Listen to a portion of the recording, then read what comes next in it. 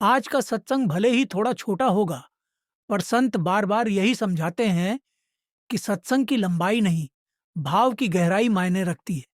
जब मन सद्गुरु की ओर मुड़ जाता है, तो एक पल का सत्संग भी जन्मों की प्यास बुझा देता है। जब संत किसी घर में आते हैं, जब सद्गुरु किसी आत्मा पर दृष्टि डालते हैं, तो समझो कि उस आत्मा का भाग्य खुल गया। संसार में जितने भी सुख हैं, धन, वैभव, यश, परिवार, ये सब क्षणिक हैं। लेकिन जब किसी को सद्गुरु का संग मिल जाता है, तब उसे जो सुख मिलता है वह अनंत होता है। कबीर साहिब ने कहा, भाग भला, यानी धन्य है वह घर, धन्य है वह आत्मा, धन्य है वह हृदय जहां संत पधारे। क्योंकि जहां संत आते हैं वहां अंधकार नहीं रह सकता, वहां माया की जंजीरें टूट जाती। यह संसार भवसागर है, जन्म और मृत्यु का सागर।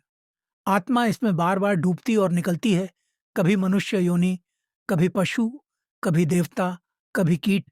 यही चक्र चलता रहता है। कोई अपनी बुद्धि से, कोई अपने कर्म से, कोई अपने व्रत से इस सागर को पार नहीं कर सकता। लेकिन जब सतगुरु कृपा करते हैं, तो वे आत्मा को अपने साथ बांध लेते हैं और उसे पार ले जाते हैं। इसीलिए कबीर साहिब ने कहा, कर कृपा भवसागर तारे। सद्गुरु की कृपा ही नाव है, उनका नाम ही पतवार है, और उनका प्रेम ही उस नाव का खिवैया है। संत संसार में आते हैं तो प्रभु के हुक्म से आते हैं। वे किसी जाति, धर्म या भाषा के नहीं होते, वे प्रेम के दूत होते हैं। उनका उद्देश्य केवल इतना होता है कि भटकी हुई आत्माओं को उनके असली घर तक पहुंचाया जाए। जो उनके संपर्क में आते हैं, उनके जीवन में परिवर्तन आ जाता है। एक बहुत प्यारी बात बाबा जी ने कही, संतों का आना किसी व्यक्ति का आना नहीं है, यह दया का अवतरण है। जब सद्गुरु किसी के जीवन में आते हैं, तो ये केवल संयोग नहीं, ये अनेक जन्मों की पुकार का उत्तर है। आत्मा ने अनगिनत बार परमात्मा को पुकारा होता है, तभी सद्गुरु की नजर उस पर पड़ती है।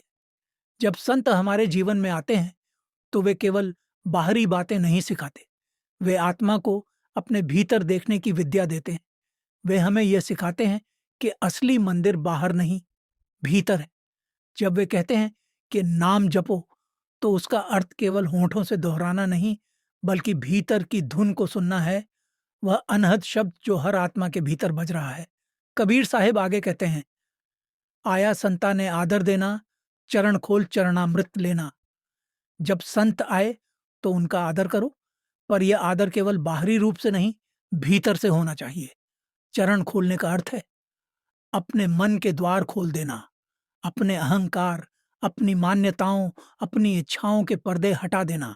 और चरणामृत लेना मतलब उनके वचनों को, उनके उपदेशों को अपने जीवन का हिस्सा बना लेना। जो जीव अपने सतगुरु के वचनों को हृदय से स्वीकार करता है, उसके भीतर परिवर्तन आता है। उसका मन शांत होने लगता है, उसका क्रोध पिघलने लगता है, उसकी दृष्टि में प्रेम झलकने लगता है। संत का सान्निध्य वही आत्मा पा सकती है जो विनम्र है, जो झुकना जानती है। एक बार एक आदमी संत के पास आया और बोला, महाराज, मैं बहुत पापी हूं, क्या मैं आपके पास आ सकता हूं? संत मुस्कुराए और बोले, तू इसलिए आ सकता है क्योंकि तू जानता है कि तू पापी है। असली पाप तो यह है कि कोई खुद को निर्दोष समझे। यही संतों की दृष्टि है। वे दोष नहीं देखते, वे केवल आत्मा की पवित्रता देखते हैं। कबीर साहिब फिर कहते हैं, कोई एक संत है परोपकारी, शरणे आया ने लेत उबारे। यह संसार उपदेश देने वालों से भरा है, पर उद्धार करने वाला एक ही होता है। संत वही होता है जो खुद उस पार गया हो, जिसने उस अनंत धाम को देखा हो, जिसने शब्द की ध्वनि को सुना हो। वही आत्माओं को पार लगा सकता है। संसार के ज्ञानी केवल शब्दों तक सीमित हैं, पर सद्गुरु वह है जो आत्मा को अनुभव कराता है। शरण में आने का अर्थ केवल किसी व्यक्ति को गुरु मान लेना नहीं, बल्कि अपने अहंकार को उनके चरणों में रख देना है। जब हम शरण में आते हैं, तो हम अपनी इच्छाओं, अपने फैसलों, अपने अहंकार का बोझ उतार देते हैं। तब सद्गुरु हमारी नाव संभाल लेते हैं। एक सेवादार ने बाबा जी से पूछा, महाराज, क्या हमें कुछ करना पड़ता है या सब आपकी कृपा से होता है? बाबा जी ने कहा, तू नाव में बैठ जा, नाव चलाना मेरा काम है, पर अगर तू बीच में खड़ा होकर कहे कि मैं भी चलाऊं, तो नाव डगमगाएगी। बस बैठ जा, भरोसा रख और सुमिरन करता रहा। यही शरणागति है। कबीर साहिब आगे कहते हैं, सायब का घर संता के माही, संत सायब में अंतर नाही।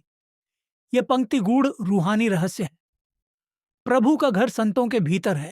संत और सायब में कोई भेद नहीं। सद्गुरु उस परम सत्ता का साकार रूप है। जो उनके चरणों में आता है वह प्रभु के द्वार तक पहुंचता है। वे स्वयं उस परम शब्द में लीन हैं और उनकी शक्ति के माध्यम से आत्मा भी उस शब्द से जुड़ती है। संतों की दृष्टि में परमात्मा कोई अलग अस्तित्व नहीं, बल्कि प्रेम का समुद्र है। जब आत्मा उस प्रेम में लीन हो जाती है तो संत और सायब में कोई भेद नहीं रहता। इसलिए कहा गया, जो सद्गुरु की भक्ति करता है वह सायब की भक्ति करता है। एक बार एक शिष्य ने अपने गुरु से पूछा, महाराज, क्या आप भगवान हैं? संत ने कहा, नहीं, मैं भगवान नहीं, पर भगवान मेरे भीतर बोलता है। यह उत्तर बहुत गहरा है। संत अपने अहंकार से रहित होते हैं। वे केवल माध्यम होते हैं। उनके माध्यम से प्रभु की वाणी बोलती है। जब हम संत से प्रेम करते हैं तो वास्तव में हम परमात्मा से प्रेम कर रहे होते हैं। जब हम उनके चरणों में झुकते हैं तो हम उसी शक्ति को प्रणाम करते हैं जिसने हमें जन्म दिया है। कबीर साहिब अंत में कहते हैं, कहे कबीर सा संत भला ही पधार्या, जन्म जन्म का दुहख निवारे। यह शब्द का चरम बिंदु है। जब संत जीवन में आते हैं तो केवल वर्तमान जन्म नहीं, अनेक जन्मों के दुख मिट जाते हैं। आत्मा के कर्मों का बोझ हल्का हो जाता है। संत उस बोझ को खुद उठा लेते हैं। वे आत्मा को नाम की डोरी से बांधकर ऊपर खींचते हैं। कई बार हम सोचते हैं कि संत के पास जाने से हमारे जीवन की मुश्किलें क्यों खत्म नहीं होती, पर संत हमें समझाते हैं कि बाहरी मुश्किलें मिटाने नहीं, भीतर की अंधियारी मिटाने आए हैं। जब भीतर शांति आ जाती है तो बाहरी परिस्थितियां हमें विचलित नहीं करती। एक बार बाबा जी से पूछा गया, महाराज, जब हम आपके पास आते हैं तो हमारी परेशानियां क्यों नहीं जाती? बाबा जी ने मुस्कुराकर कहा, अगर मैं तेरे कर्म मिटा दूं तो तुझे सीख कौन देगा? जो तू सीखने आया है वह अधूरा रह जाएगा। मैं तुझे सहारा देता हूं ताकि तू गिर न पड़े, पर चलना तुझे ही है।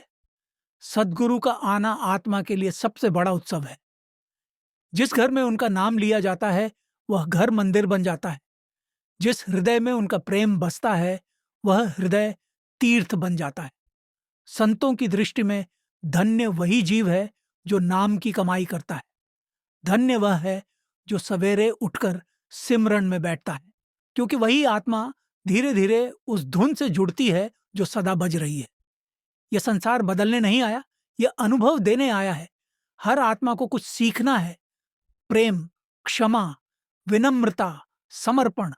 और जब यह सीख पूरी होती है तब सद्गुरु आत्मा को अपने धाम की ओर खींच लेते हैं। कबीर साहिब का यह शब्द हमें यह भी सिखाता है कि संत का स्वागत केवल शब्दों से नहीं बल्कि कर्मों से होता है। जब हम उनकी शिक्षा पर चलना शुरू करते हैं तभी असली आदर होता है। एक बार किसी ने बाबा जी से कहा, महाराज, मैं रोज आपको प्रणाम करता हूं, क्या यही भक्ति है?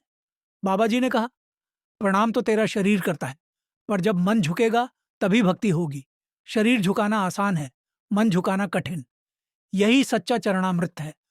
मन को उनके चरणों में रखना, मन की चंचलता को उनकी याद में स्थिर करना।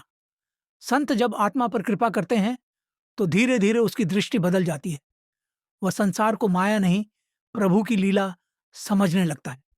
जहां पहले क्रोध था वहां अब करुणा आ जाती है। जहां पहले द्वेष था वहां प्रेम खिल जाता है। यह परिवर्तन किसी उपदेश से नहीं बल्कि सद्गुरु की नजर से होता है। जैसे किसी अंधेरे कमरे में दीपक जल जाए तो अंधकार अपने आप भाग जाता है, वैसे ही सद्गुरु का आना आत्मा के भीतर प्रकाश भर देता है। संतों की कृपा से ही आत्मा को नाम की डोरी मिलती है। यह डोरी उसे भीतर के शब्द से जोड़ती है। वह शब्द ही सच्चा सद्गुरु है जो हर समय हमारे भीतर बोल रहा है। बस हमें सुनना सीखना है। जो आत्मा उस धुन से जुड़ जाती है उसे फिर संसार खींच नहीं सकता। वही आत्मा मुक्त है, वही धन्य है, वही कह सकती है, भाग भला द्या घर संत पधारे, कर कृपा भव सागर तारे।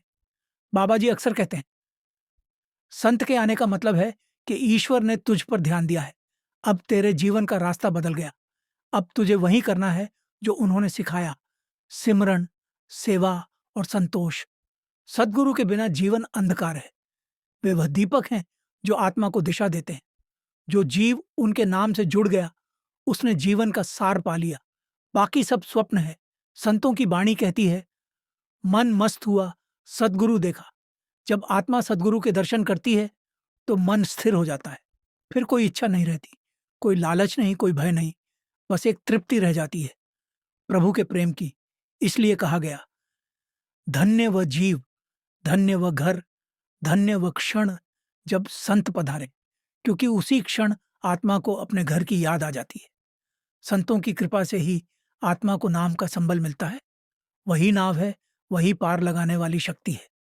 जो उस नाव में बैठ गया, उसे भवसागर की लहरें हिला नहीं सकती। अंत में यही कहा जा सकता है, कबीर साहिब ने जो कहा वह केवल एक शब्द नहीं, वह अनुभव का सार है।